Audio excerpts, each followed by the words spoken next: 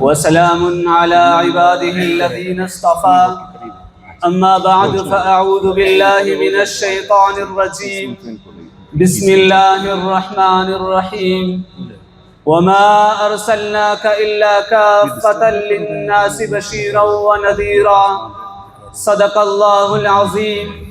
وقال النبي صلى الله عليه وسلم إنما بعثت معلما او كما قال علیہ الصلاۃ والسلام. حضور آئے تو سر آفرینش پا گئی دنیا، حضور آئے تو سر آفرینش پا گئی دنیا، اندھیروں سے نکل کر روشنی میں آ گئی دنیا، بجھے چہروں کا زنگ اترا ستے چہروں پہ نور آیا، بجھے چہروں کا زنگ اترا ستے چہروں پہ نور آیا، حضور آئے تو انسانوں کو جینے کا شعور آیا. واجب الاحترام، قابل تعظیم و تکریم علماء اکرام، منصفین اعزام اور میرے ہم سفر ہم مکتب طالب علم ساتھیوں، سب سے پہلے میں آپ لوگوں کو تحفہ نبوی پیش کرنا چاہتا ہوں جس کی عبارت ہے السلام علیکم ورحمۃ اللہ وبرکاتہ. آج میں آپ حضرات کے خیالات، فکر، سوچ کو 15 صدیاں پیچھے مبذول کرانا چاہتا ہوں. آئیے تاریخ کے اوراق کھنگالیں اور دیکھیے دنیا میں کیا تھا.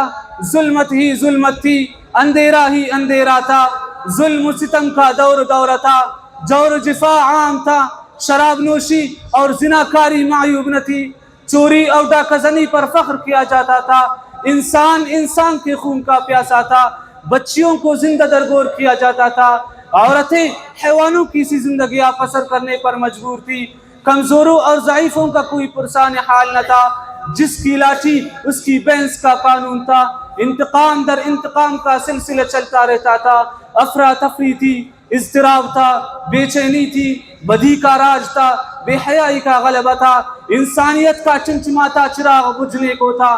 وہ رب جو خزاں میں بہار پیدا کرتا ہے، وہ رب جو کہ سالی میں ہکلاتے انسانوں، بلبلاتے حیوانوں، تڑپتے کیڑے مکوڑوں پر رحم کرتے ہوئے بارش برساتا ہے، اسی رب کو جو میرے اور آپ کا عرش کا رب ہے، اسے اشرف المخلوقات کی حیوانوں سے بدتر حالت پر رحم آ گیا.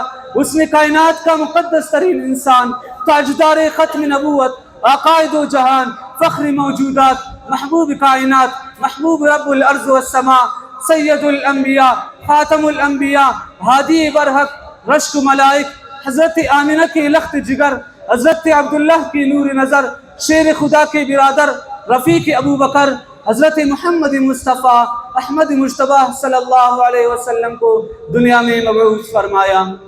گرامی قدر سامعین، حضور صلی اللہ علیہ وسلم نے فرمایا کہ اے لوگو، تمہاری زندگی کے نظام پورا غلط ہے، تمہاری عادتیں، اخلاق اور رسوم مسلمات سب غلط ہے.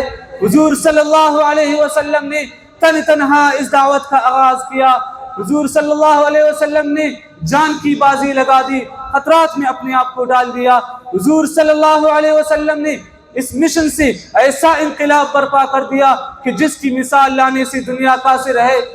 محترم سامعین، اس انقلاب نے شہر بدل دیے، گاؤں بدل دیے، منزل بدل دی، معیشت بدل ڈالی، زندگیاں بدل ڈالی، عقائد بدل ڈالی، سوچنے کے انداز بدل ڈالے، ظاہر بدل ڈالے، باطن بدل ڈالے. اب آئے ذرا قرآن سے پوچھتے ہیں کہ حضور صلی اللہ علیہ وسلم کا دنیا میں بعثت کا مقصد کیا تھا؟ تو قرآن جواب دیتا ہے بعث فی الأمیین رسولا منہم یتلو علیہم آیاتہ وَيُزَكِّيهِمْ وَيُعَلِّمُهُمُ الْكِتَابَ وَالْحِكْمَةَ. اور کوئی ارشاد فرماتا ہے یا ایھا الرسول بلغ ما انزل الیک من ربک. اور دوسرے مقام پر ہی ارشاد فرماتا ہے وما ارسلناک الا کافۃ للناس بشیرا ونذیرا. دوسرے مقام پر ہی ارشاد فرماتا ہے وما ارسلناک الا رحمۃ للعالمین. حضور صلی اللہ علیہ وسلم نے اپنی مشن میں اس طور پر کامیاب ہوئے کہ جب حجۃ الوداع کے موقع پر صحابہ اکرام سے فرمانے لگے کیا میں نے آپ لوگوں تک دین پہنچا دیا، تو سب نے بیک آواز ہو کر فرمانے لگے آپ نے دین پہنچا دیا بلکہ اس کا حق بھی ادا کر دیا. تو شاعر نے کیا ہی خوب کہا ہے کہ ارباب نظر کو کوئی ایسا نہ ملے گا، ارباب نظر کو کوئی ایسا نہ ملے گا، بندے تو مل جائیں گے پر مولا نہ ملے گا۔ تاریخ اگر ڈھونڈے گی ثانی محمد، ثانی تو بڑی چیز ہے، سایہ نہ ملے گا۔ وما علینا الا البلاغ المبین۔